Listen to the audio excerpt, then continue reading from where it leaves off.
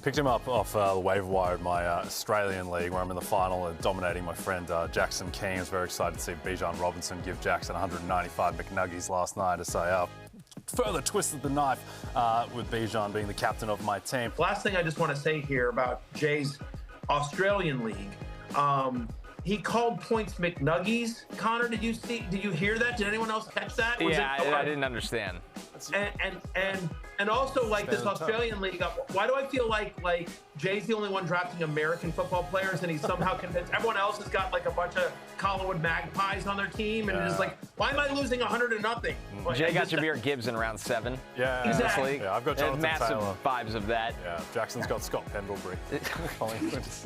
Collingwood former captain. Fantasy Football Happy Hour with Matthew Berry. Welcome to the Fantasy Football Happy Hour. Here we are. Matthew's still out in the bunker. Jay and I peacefully from home on this New Year's Eve. Matthew, how was the golf game yesterday? You know, it's pretty good. I struggle desperately with sand traps. That's they're not fun to be in. That's my big bugaboo. Well, it's interesting. I have a good buddy who's a great golfer. He's like a 5 handicap. And his argument is that the sand trap is actually the easiest shot in golf once you understand what you're doing.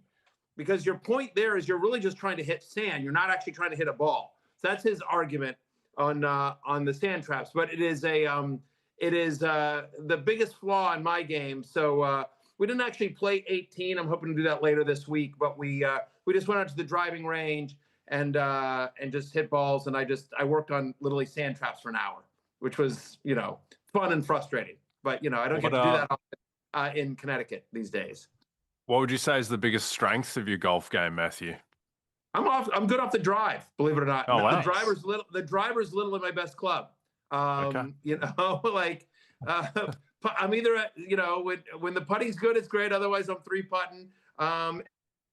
And the irons are hit or miss. But yeah, I'm pretty good driving the ball. Okay, 325 off the tee. What kind of distance we talking? Easy 325 off the tee. I believe it. Aloha Bricks in the chat. Barry shot a +4 at Mini Golf Pro Am Open yesterday, while the windmill on 16th was rough for him, and Little Bo Peep on 7th challenged him a lot, and then the Dragon on the 18th ate his ball. He lost it. Meltdown. Well done, Aloha Bricks. Yeah, listen, you think it's bad here on the show. Wait, you should see the excuseler on the golf course. Oh, man. It's a sight to behold. This club is terrible.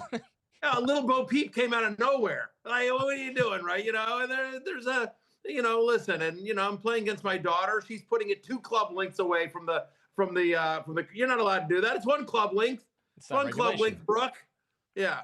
Exactly. Believe it or not, we have fantasy to go through today. We're going to close the show with our Back to the Futures bets that we've been looking into the crystal ball all year. We have New Year's resolutions that are fantasy angled. I'd love to hear yours in the chat. If you leave them in the chat during that, I'll read as many of them as I can as well. But before we do any of that, it might be the last day of 2025.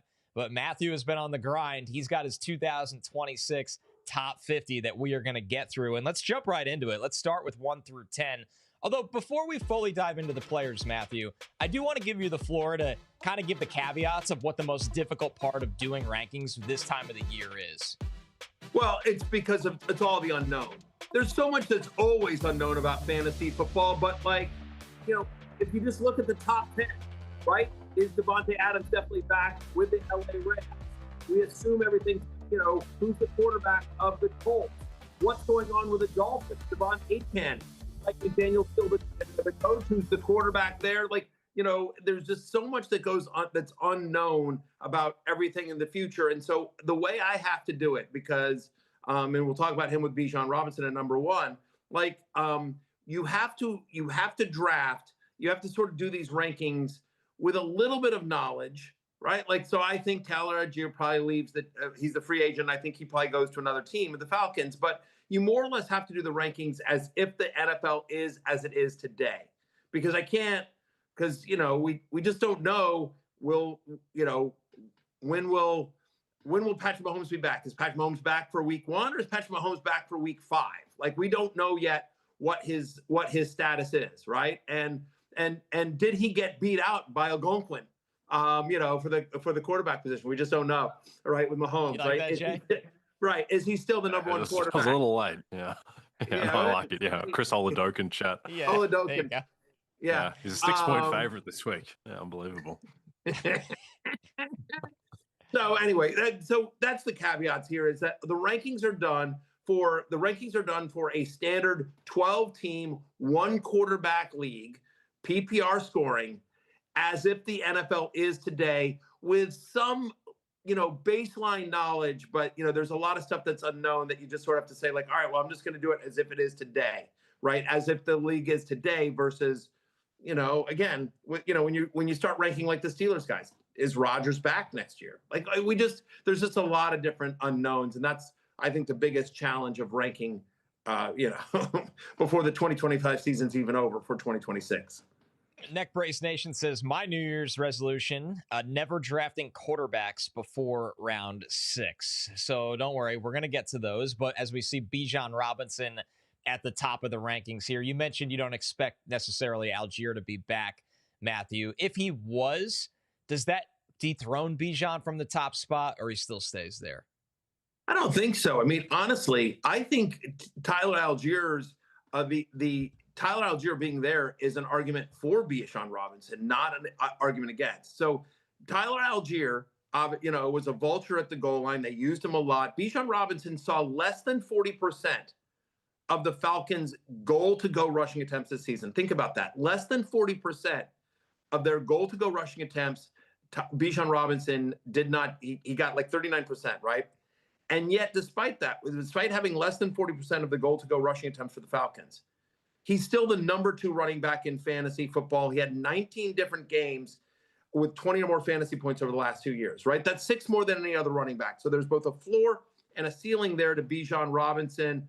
Over 2,200 yards from scrimmage this year. He's averaging over 140 a game. That was with Michael Penix in and out of the lineup. Kirk Cousins comes in. Drake London was banged up. I think this offense gets better in the offseason, whether there's a coaching change or not. But I just think with Bijan Robinson, there's both a floor and a ceiling. And the last thing I'll just say in terms of overall theory, and I say this all the time, you don't have to finish as the number 1 player in fantasy football to be worth the number 1 ranking. Again, we talk about this. You can't win the league in your first round. You can lose it at number 1 overall, especially in the first round overall, but generally, especially at number 1, you want floor. You want a guy that, assuming no injuries, is going to be a top 5 fantasy running back, right? Or a top 5 player at his position. And my argument on Bijan Robinson is that, the fact that he's able to be this good with Algier there tells you about the floor. And if Algier moves on, which we do expect, sky's the limit for Bijan Robinson. That's why he's my number 1 player. Jay, we see the Colts banner in the background, proudly represented, and Jonathan Taylor, obviously pretty high up in these rankings as well at number 5. How much does their quarterback situation being a little foggy affect Taylor's outlook going into next season for you? Yeah, a little bit. I think that the key is that they're not going to go in with the same situation that they have right now with Phil Rivers and Riley Leonard being the top 2 quarterbacks. I think that we saw with Daniel Jones is that you don't need an absolute superstar quarterback to allow Jonathan Taylor to have, number 1 running back in fantasy type potential, which is the trajectory that he was on before Daniel Jones went down. So I would imagine that Jones is probably going to come back and that Anthony Richardson is still there. If Richardson were to become the starter, I think that hurts Taylor in terms of touchdown equity, but also we've seen the value of running quarterbacks and how they open up running lanes for running backs. I would be more concerned with Taylor, not so much about the quarterback situation, which will be improved from what it is right now, but just the fact that he has put so many miles on his body this year, and even last year where, he had a huge amount of carries and he's, inching towards his late 20s. I think he is a bit more of an injury risk than Bijan Robinson and Jahmyr Gibbs, the 2 running backs that Matthew has ahead of Taylor. So that would probably be my concern more than the quarterback. How do you feel about JT, Matthew? Obviously you have him at 5. And it doesn't seem like there'll be a ton of change. We think Daniel Jones will be back. It's just kind of business as always with this unit. Yeah, I just have to sort of, assume that, the Colts are very smart and they have a window here. And whatever their situation is next year, whether it's Daniel Jones or not, it's not going to be what it was at the end of the season where they had Riley Leonard and Phillip Rivers at the end of the year, right? And even in that situation where you have 44-year-old off of the couch from 5 years ago, Phillip Rivers under center, and then, obviously Riley Leonard's going to start next week. That's the announcement that came out recently.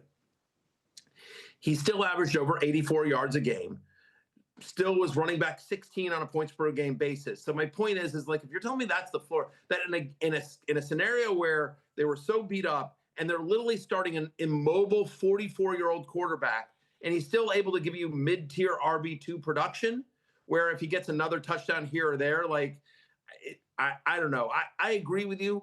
Wear and tear on a running back, that's true with any of them, right? I mean, like that was I guess I just sort of feel like that was the reason why Christian McCaffrey dropped this year. And that was, I think, one of my best calls this year is in the preseason, we were like, I'm firmly on the Christian McCaffrey stays healthy this year.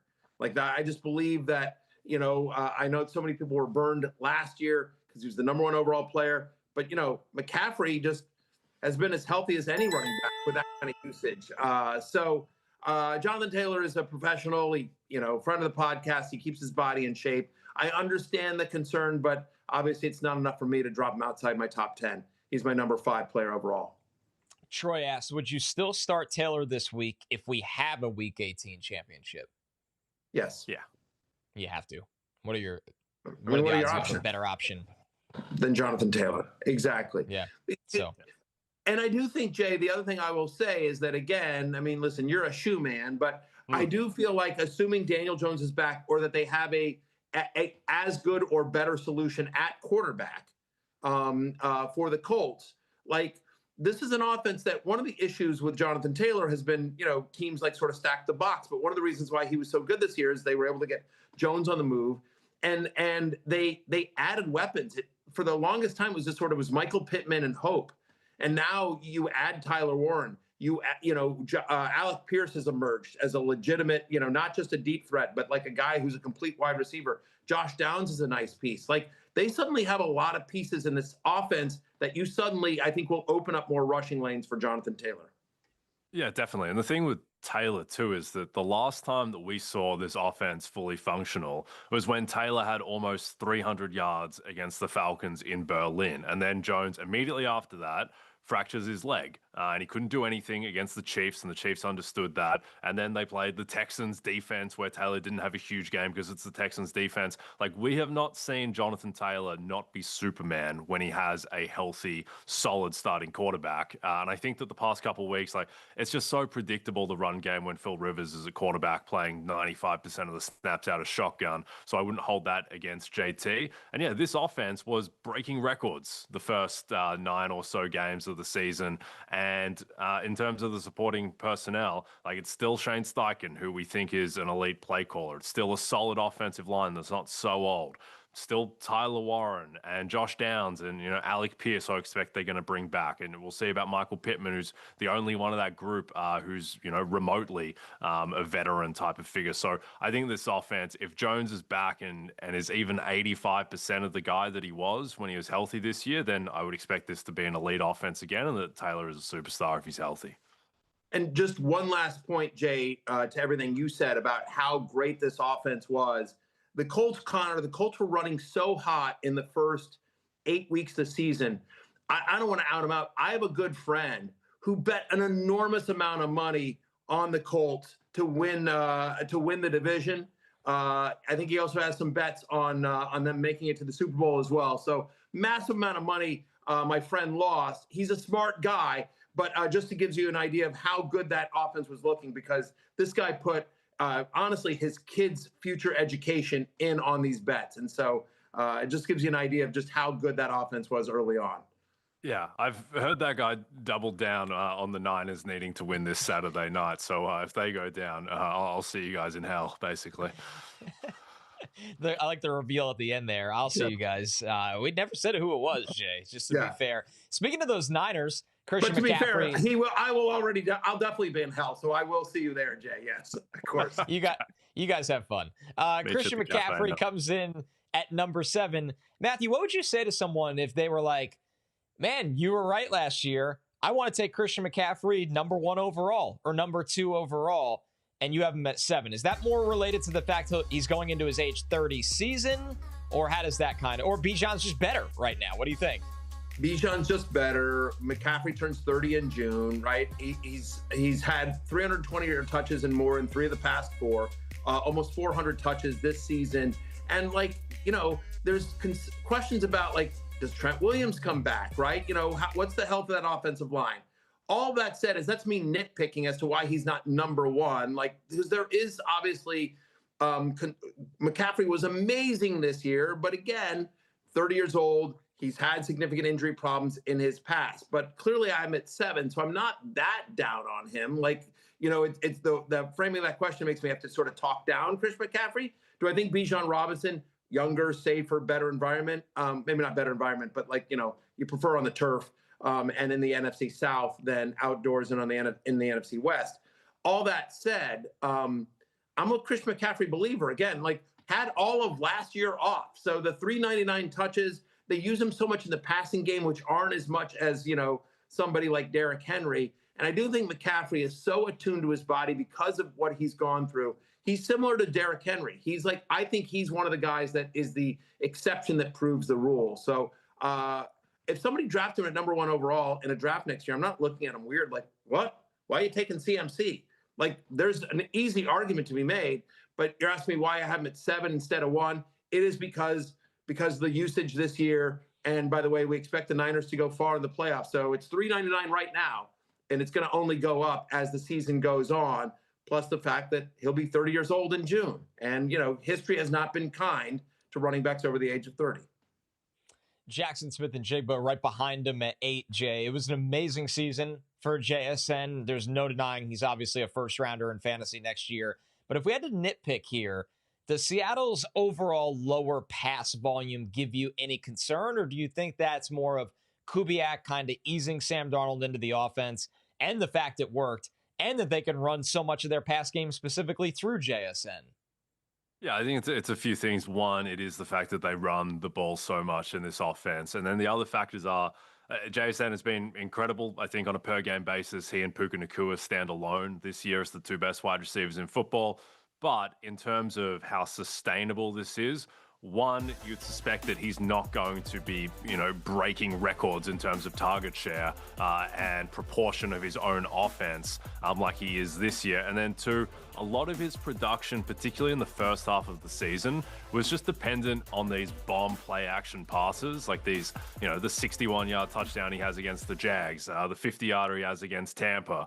He's gone to 100 yards once in the last 5 games. And I think that, and now the prop market is setting him each week around 88.5 receiving yards. And I think that's probably more the baseline for him, as opposed to, he was on pace to break the all-time receiving yards record for a lot of the season. So I don't think that is particularly sustainable, just because so much of it was deep ball dependent. And you would suspect that whether it's Rashid Shaheed becoming a bigger part of the offense, or they bring in someone else. I think he was competing for touches primarily with AJ Barner and Cooper Kupp for most of the season. So you would suspect that there'll be more competition for targets next season. Yeah, I would agree with that as well. The other concern here is just, look, they're run heavy, right? I mean, in terms of Clint Kubiak, JSN had these huge plays, but no team was lower in pass rate this season. They were 32nd in pass rate. They were 28th in pass per attempt. So, it's a low volume offense. And oh, by the way, it works because Mike McDonald's his defense is so good. They don't need to get into these shootouts very often, right? I mean, and so playing within structure, playing ball control offense with good defense is one of the reasons why Seattle has a chance to be the number 1 seed in the NFC. So, I mean, I love JSN. But I agree with Jay's assessment there, right? In terms of the target share, I think likely comes down a little bit, right? 36%. Probably still around 30, maybe 28%, he's a special player. But it's one of the reasons why I don't have him as number 1 overall. There's wide receivers I have over him. And Connor, finally, would you take JSN Would you take JSN over Jonathan Taylor next year because of the health stuff? Yeah. Yeah. I mean, it's interesting. I might take JSN over Puka. Yeah. I mean, I get that. once again, yeah. I just, you know, Puka's a guy that's banged up a lot, but he's amazing when he plays. And year 2 with Darnold and JSN, it's an interesting combo. But JSN for me, there's a case we made that like I'd take him at like 4th overall in the fantasy draft. 3rd overall. Yeah. So I mean, I have him as wide receiver 3 right now. So I have I have Puka and Jamar Chase over him, right? And I have him as a top 10 play, but you know, I 3 or 4 spots after you would.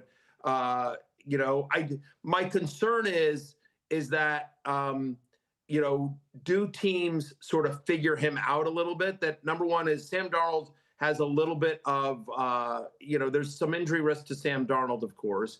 And the other thing is it felt like every team that has Seattle on their schedule next year is going to figure out how do we stop Jaxon Smith-Njigba. And so, you know, there are a couple of games where he just absolutely disappeared because teams were able to take him out of it and Seattle didn't have an answer elsewhere. And so I think with a slightly lower target share and the fact that teams will target him in a way that they didn't, I don't know. It's a weird one. And it's a really interesting conversation because we all agree he's a special, special player who's coming off just an unbelievable season. You know, the floor was amazing as well, right? 13 different games with at least 18 fantasy points, 4 more than any other wide receiver. So there was, you know, both a floor and a ceiling there with JSN. But again, it just like I agree. You know, Shaheed gets a bigger target share. They'll replace Cooper Kupp with somebody that's more viable. AJ Barner's starting to come on, and they just don't throw a ton. So that's why I still have him as a top 10 player. It's always weird when you have these conversations because you have to nitpick, right? I'm sitting here saying negative things about JSN, who's awesome, who we love, you know, who was part of my squad last year when I won the League of Assholes. You know, he's got the ring. He's got the title, you know, as part of our squad from last year. Yeah. To be fair, Matthew, he immediately left your squad, joined my squad, and now he's going to win Offensive Player of the Year and became a significantly better player. So you can read into that what you will. Last thing on JSN, and Connor, it's injury risk is subjective, but JSN doesn't get hurt. He's not nearly as much of an injury risk as Puka Nacua, who plays an incredibly violent style. Right. JSN, you watch him, and it's like, this guy, his route running is so pristine. He's not as dependent on contested catch stuff and clattering into bodies. He kind of tap dances around the field, and he's incredibly light on his feet.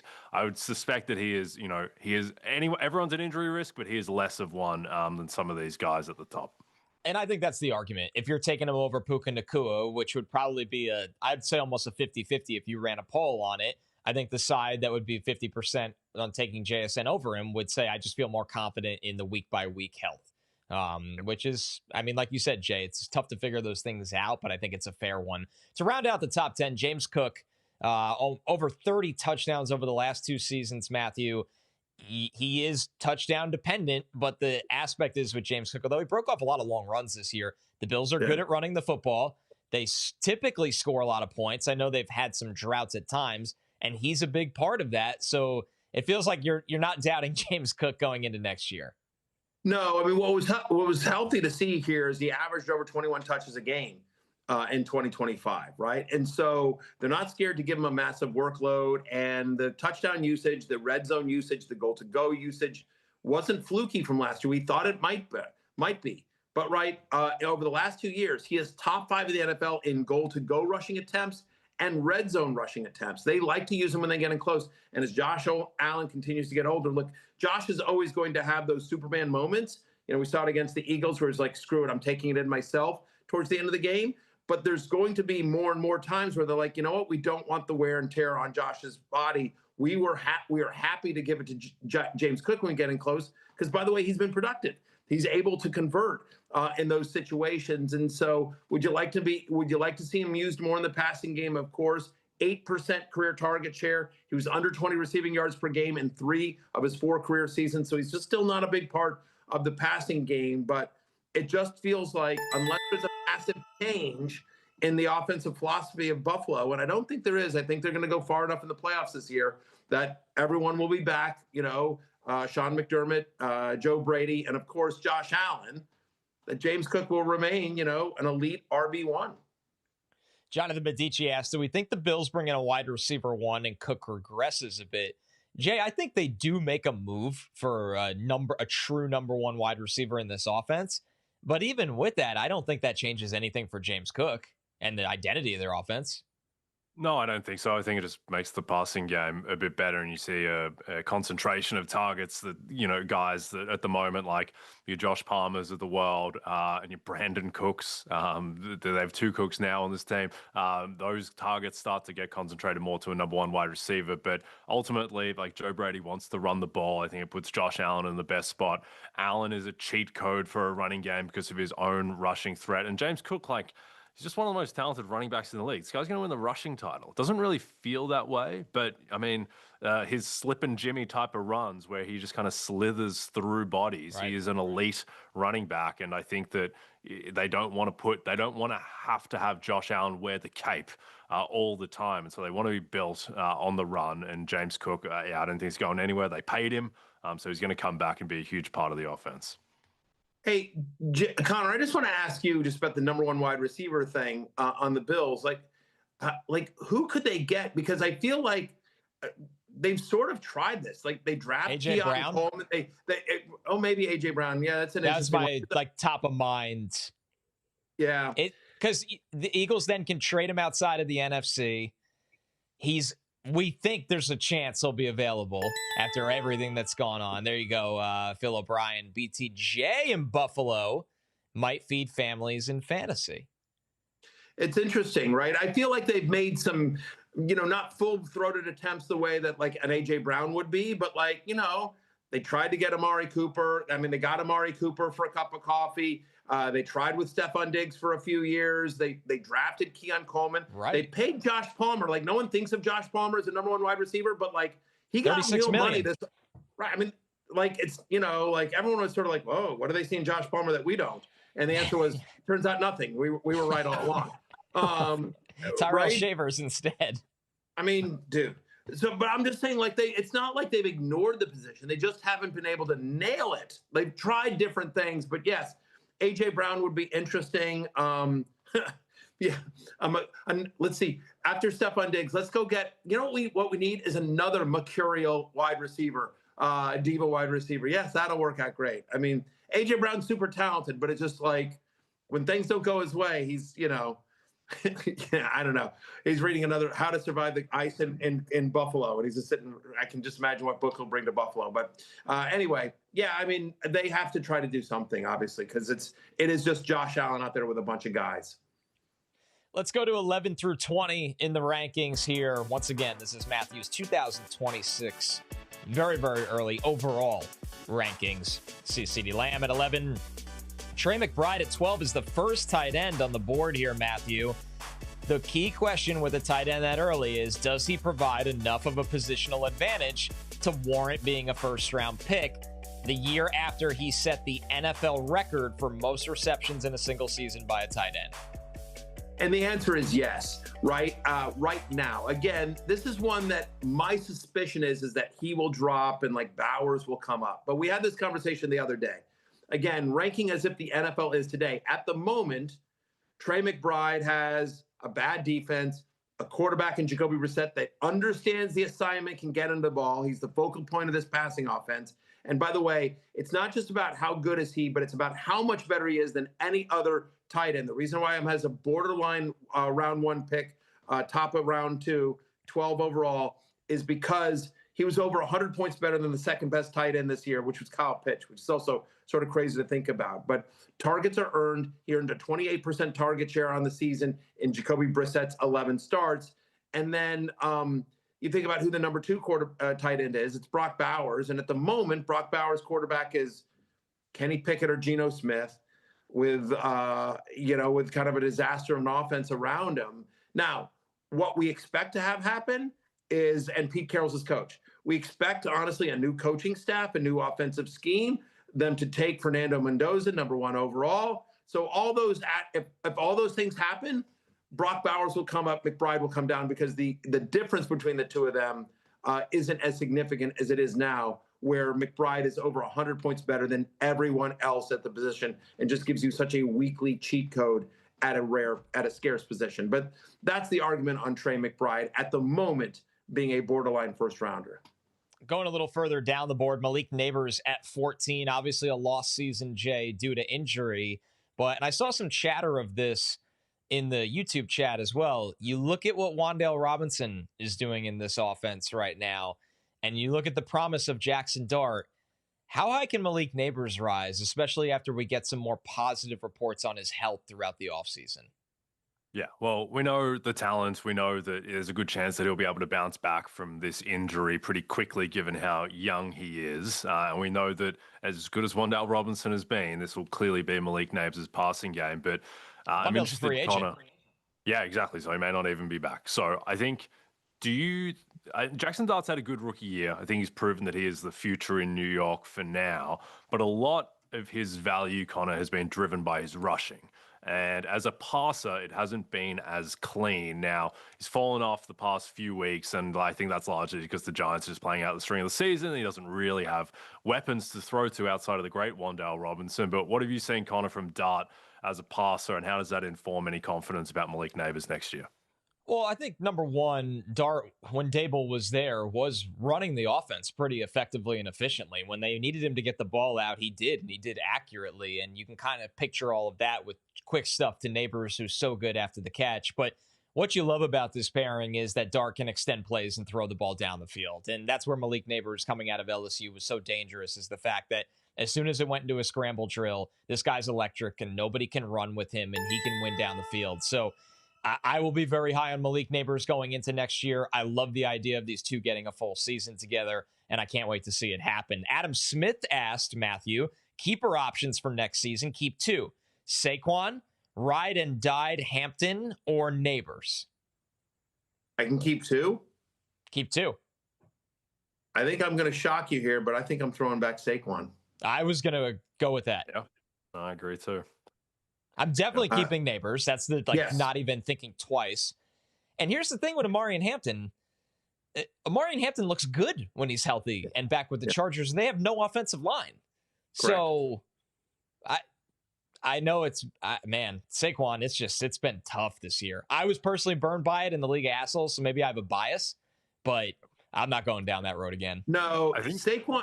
Go ahead, Jay. Sorry. I was going to say, I think people have this idea in their head naturally what the Chargers offense looks like every week. And the defining image of the Chargers offense is Justin Herbert fighting for his life every single play. And it's difficult to kind of just like visually kind of make the adjustment, but they're going to get back not one, but two of the best tackles in the NFL, and their offense is going to look completely different next year. And Hampton is going to get more of a workload, I think, clearly, because of the investment they made in him and the talent that he's shown when he's been out there. And just for the offensive line, you're going to go from the worst offensive line in football potentially to one of the better offensive lines in football. I think that's just going to completely change the way that everything looks. And I think you have faith in this organization and this offensive personnel and the play calling and Herbert as a quarterback and what he does for the offense. So, yeah, I think Hampton over Saquon.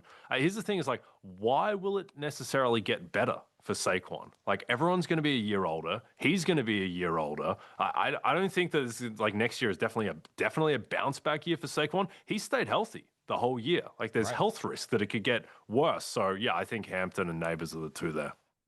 The other concern on Saquon Barkley, and we love Saquon here, right? One of the best players in the NFL. But one of the other concerns on Saquon is that, like, depending on how the season goes, right? There could be, I mean, there's been lots of turnover at the coordinator position over the last couple of years. In some cases, it's because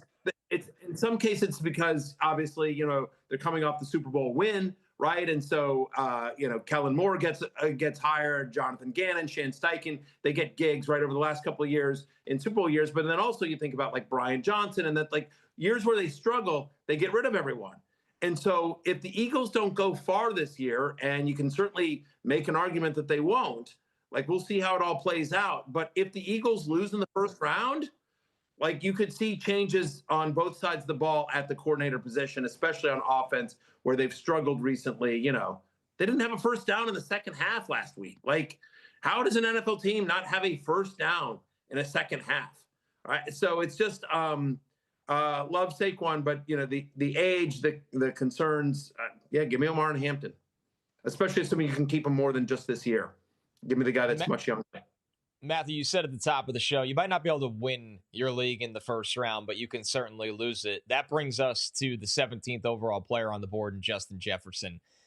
How confident are you that him and McCarthy can grow together next year and improve from what was just, based on expectations, a disastrous season for JJ?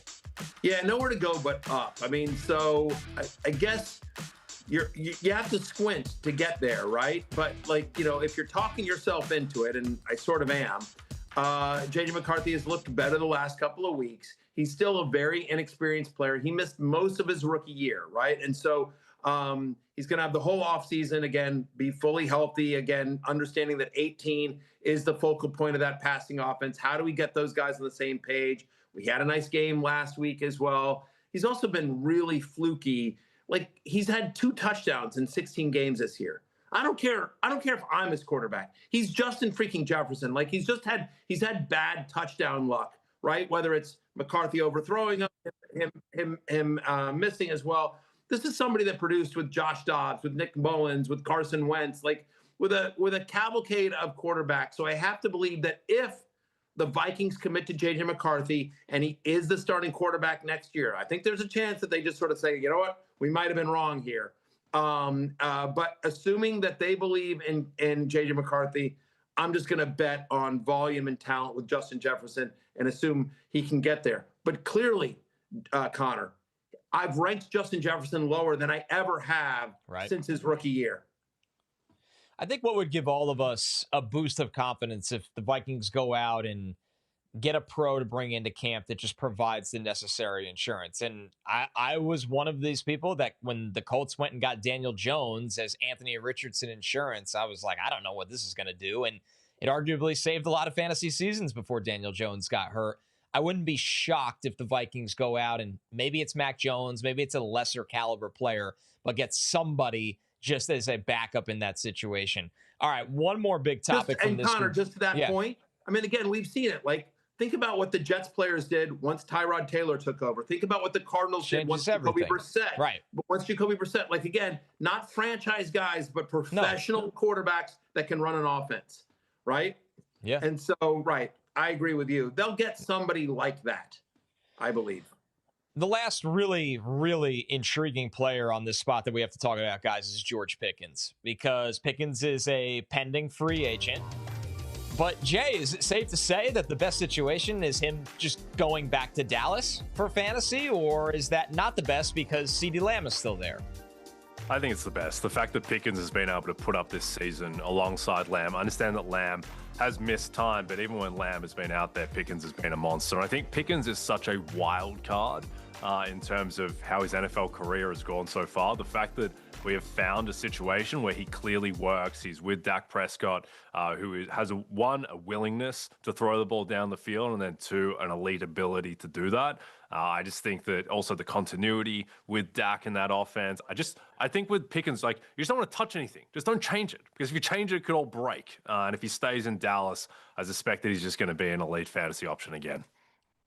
Look, not everything we say is right. Not everything we predict comes true. But every once in a while, you say, well, this makes a ton of sense because of this. And here's why I think this is going to happen. And it all plays out exactly like you say. George Pickens is on the preseason love list. And one of the reasons why we said it's look, he was miscast in Pittsburgh as a number 1 wide receiver. But to now go to an offense where he's got one of the best deep ball throwers in the NFL in Dak Prescott, who's incredibly accurate when he throws 15 or yards more downfield, and he doesn't have to be the number 1 guy, and it's going to be a fantasy-friendly offense. We think he's going to be very successful, and again, on the preseason love list, but I didn't think he was going to be the 6th best wide receiver in fantasy, which is what he's been this year. Yes, please keep him there. Same offense, same quarterback. Keep my guy Eights next to him. Pickens should be an easy fantasy superstar next year, assuming the same situation. All right, we're going to take our first break. When we're back, we got more rankings to get through, plus our fantasy New Year's resolutions right after this.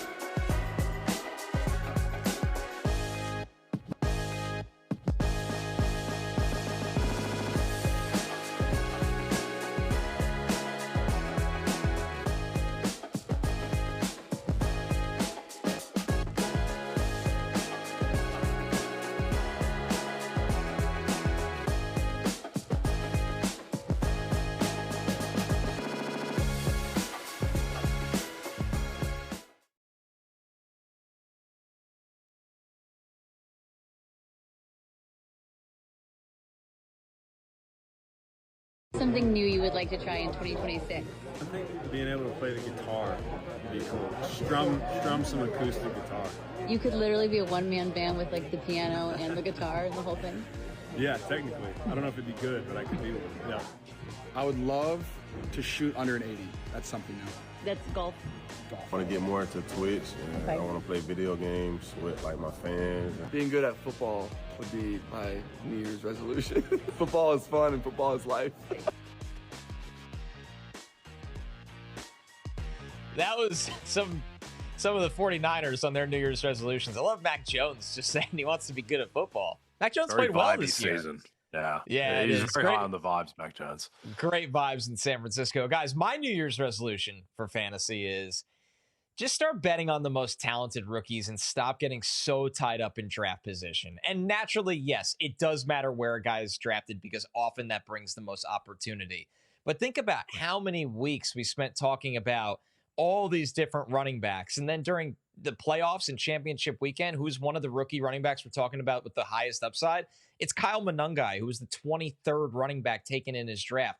Or all the weeks we talk about Matthew Golden, who was a first-round pick to the Panthers and to the Packers. And then you look at all the receivers that were taken after him that produced, both guys on the Texans, and on it goes. Luther Burden has been phenomenal down the stretch for the Bears. And it's just so easy sometimes, guys, to get wrapped up into where players went. And then you go, oh, this guy was a really, really good college player that was slightly overlooked by the NFL. Then you get to the end of the fantasy season, and he's the best stash you could have asked for. Yep. No, I like it, Connor. My resolution is that I'm not going to draft running backs who are coming off massive workloads, particularly when they're older and pushing 30. And Saquon Barkley is obviously the poster child for this. I think coming into this year, that it was easy to think like, all right, well, it's just the same offense. Like, it's the same guys. It's the same offensive line. It's still Jalen Hurts. It's still Devontae Smith and A.J. Brown giving him space on the outside with the threat of the passing game. And he's still Saquon Barkley, and he's older, but he's not that old. And I think that just the hidden stuff of just accumulating so many carries just adds a lot of wear and tear. And wear and tear is largely undefeated unless you're Derrick Henry, who is the one exception to this, and he does not apply for this rule. But I think that, you know, next year, guys like McCaffrey, I think Matthews correctly got, you know, more of the 7 range as opposed to the 1 or 2 range because he's turning 30 and he's going to be coming off leading the NFL in touches. So, yeah, I would just be wary, particularly of older running backs coming off massive workloads. Yeah, for me, you know, we've gone back and forth on this issue, just the fantasy industry as a whole about quarterbacks. But, you know, my New Year's resolution is that quarterbacks don't really matter. And this is what I mean by this, right? So first off is that I'm going to wait on quarterbacks in terms of draft, right? So you've got your guys at the top that I don't think changes all that much. You've got your Josh Allens, your Lamar Jacksons, your Jalen Hurts, your Jaden Daniels, your Joe Burrows, your Jalen Hurts, right? But then you add some of the guys that have just sort of emerged this year, right? You know, think about Drake May. Think about Trevor Lawrence. Think about the kind of year that Dak Prescott had. Think about Caleb Williams and how he uses his legs. Jackson Dart, I think, is a top 10 guy, right? And so on and on, it sort of goes there. And, you know, we got production out of Sam Darnold. Tyler Shuck we're talking about, who's been like kind of a top 10 guy down the road, down the stretch as well. And so you know, Malik Willis we've talked about, like when he's a starter next year. So I think that there's so much depth at the position and that you don't need to, whereas we thought earlier on that the guys at the top gave you so much of an advantage, it's not the case anymore. I feel like almost every quarterback either runs or they pass heavily enough that you can draft them. The other thing I'll just say is when I say quarterbacks don't matter, think about Jaxon Smith-Njigba dropped too far in drafts because people were worried about Sam Darnold. Of course, Olave because people were worried about that situation. Tyler Warren because people were worried about Richardson or Jones. Like, I get it that Justin Jefferson was brutal with J.J. McCarthy, but he's the exception that proves the rule. Generally speaking, good players produce regardless if their quarterback is, quote, good or not. So Jonathan Medici said, my 2026 resolution is to pound 30 Diet Cokes a day and become a fantasy foot genius. Smart. Maybe he meant football? Well, he's going with the French word to describe football, le foot. So, yeah, well done for Le Medici. Nice job, Medici. All right, let's keep the rankings rolling. 21 through 30 here out of Matthew's top 50. There's ride or die Omarion Hampton, RB9 at 21. Where's your confidence level for him in year 2, Matthew? We've talked glowingly about how, thank God, they're going to get their 2 potential all-pro tackles back in this offense. I mean, that's the point, right? This is somebody that, when he was healthy this year, got over 70% of the team's red zone rushes, 80% of the goal-to-go rushing attempts, right, in games that was active. And as we sit here today, he's the 14th best running back in fantasy on a points-per-game basis, which is still above ADP. At least when I named, he was like going as running back 20 when I named him my ride or die. And assuming he gets those tackles back and they'll improve the offensive line. I mean, Omarion Hampton was 38th, literally 38th among qualified running backs in yards per rush before contact. He just had no room to run, and yet he's such a good pass catcher. He proved it. So again, like the injury sucked, but he's exactly what we thought he would be. Running back 14, a borderline RB1, high-end RB2 with no offensive line. So I'm in on Hampton next year in a big way. All right, making it further down the board, Chris Olave at 24. Great season for Chris Olave, Jay. Have you seen enough from Tyler Shuck already this year, playing half the season, that you could have this level of confidence in Olave? Because I feel great about this pairing next year. Yeah, definitely. I think it's a perfect pairing in terms of skill sets with Shuck, his willingness to throw the ball down the field, which really activates Olave. But it's not just that. It's the more sophistication to the route tree as well. The short stuff, the accuracy from Shuck has been pretty solid. Shuck's ability to create outside of structure as well, because of the way that he can move. And Olave seem to have a kind of telepathic pairing there. So, yeah, I think Shuck is pretty real. He's the 13th best quarterback by PFF grade. Eye test wise, he's looked the part. And Olave, we know about the talent. He just needs to stay healthy. What about you, Matthew? Yeah, no, completely agree, right? The argument was, can he stay healthy? And the answer is yes. And can Kellen Moore scheme him the ball? Yes. And so we've seen enough. The only way that Tyler Shuck loses this job is if they have somebody better that can get the ball to Chris Olave. And so, yeah, I'm in on Olave.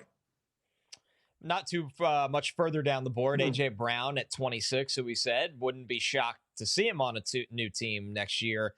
Matthew, does his fantasy value increase if he was moved, especially when we were talking about a team like Buffalo?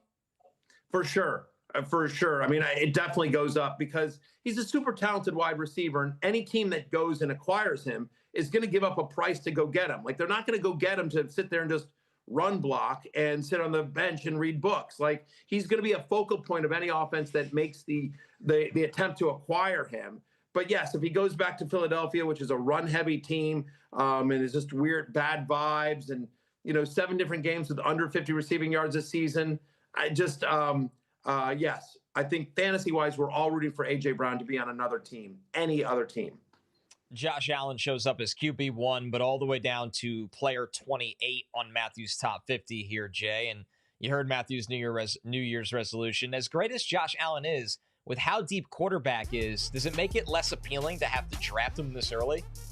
I think so. I think that Allen, particularly when you factor in that he is getting older, he plays such a violent style as well. It's like quarterback Puka Nacua with the amount of hits that he takes. He never misses games. He always just seems to play through everything, but he's dealing with this foot thing at the moment. And I suspect that his game may not age as well as we'd like. And I think that when you consider just the depth of the position, and just there's going to be quarterbacks that you take is 16, 17 that, guys like that. Trevor Lawrence was going in that type of range this year. So, yeah, I think there's probably better options to spend an early pick on. At number 30 here, Matthew, to close out this group, TreVeyon Henderson. If he's in a committee, does he drop from this spot when we get to August, or is this kind of how you view it right now, even with Ramondre there? Yeah, I mean, I think we talked about it. Like, he's not a guy that's ever going to be 25 touches a game, right? He's top 10 this year in terms of among running backs in fantasy points per touch. And I think, Jahmyr Gibbs, old school Jamar Charles, not the Gibbs of today, but again, somebody that can be super efficient and highly effective on 15 to 17 touches a game, especially as his passing game usage increases more. So, yeah, I mean, I think he's not somebody who I think needs a massive workload because he's got such big playability. We're going to take our final break. When we're back, it's Last Call. Back to the Futures, our favorite awards and futures bets right after this.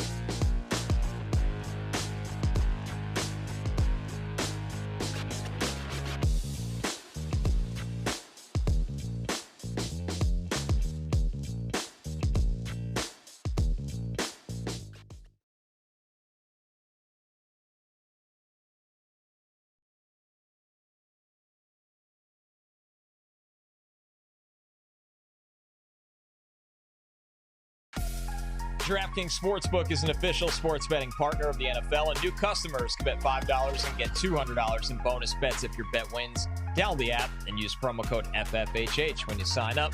DraftKings Sportsbook. Oh, the crowd is yours. Back to the futures. Jay, are you still chasing your white whale here of Coach of the Year? Yes, the white whale will be slain or captured. I'm not sure what the correct analogy is there. I've never read Moby Dick. Kyle Shanahan, plus 190. I think this is kind of an absurd price. I think that he will simply win the award if he beats Seattle. These things are never 100%. Awards can be very subjective, but I think it's high 90s. The Niners are plus 100 to win that game, and Shanahan is plus 190 to win Coach of the Year. I don't agree with that disparity. I think Shanahan is a great bet at this price. Matthew, I know you got your eyes on the AFC playoff picture. What do you like? Yeah, listen, I'm taking the Broncos. You can choose their stage of elimination. I've said this. I think the Broncos are fraudulent. I don't think their defense is as good as they think. We saw what Jacksonville did to them as well. Their offense has been very inconsistent. So I don't think they get to the Super Bowl. I'm taking them to lose in the conference championship game at plus 280. But I wouldn't be surprised if they lose in the divisional round as well at plus 15. I do think they have the number 1 seed, so I do think they beat the Chiefs and take care of business this week, and so they probably get one game out. But yeah, I don't think they're going to the Super Bowl. I think they're a little bit too lucky this year. I like that one a lot. All right, guys, I'm looking at the NFC side of things. I'm going to buy the dip on the Rams, plus 320 to win the NFC, and everyone's probably thinking, well, they looked awful Monday against the Falcons. Why would you do that? They're missing a lot of people right now, and it's somehow gone under the radar because it's not just Devontae Adams. They're missing 2 to 3 players on their starting offensive line. They're missing Quentin Lake at safety, who quietly has been one of the better safeties in the NFC. I think the Rams will get their mojo back in the playoffs and end up in the Super Bowl. No, I agree with that. Hey, listen, that music means you don't have to go home, but you can't stay here. Everyone have a safe and happy New Year. We are off tomorrow, but then we are back Friday. So everyone, enjoy it. Have a hangover. We'll see you Friday. Roll Tide and peace out.